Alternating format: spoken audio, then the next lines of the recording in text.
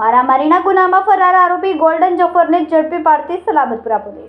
સુરતમાં મારામારીના ગંભીર ગુનામાં ફરાર આરોપી ગોલ્ડન જફરને ઝડપી પાડતી સલાબતપુરા પોલીસ. મારામારીના ગુનામાં જાફર ફરાર હતો.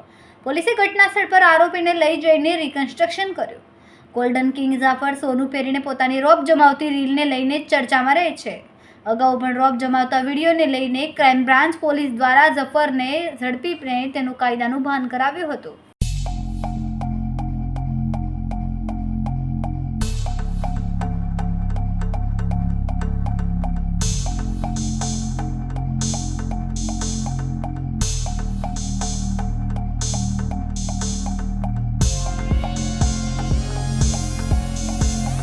કેમેરામેન સેનિલ વિરાણી સાથે વિશાલ છેઠા, માનવ પ્રભા ન્યૂઝ, સુરત.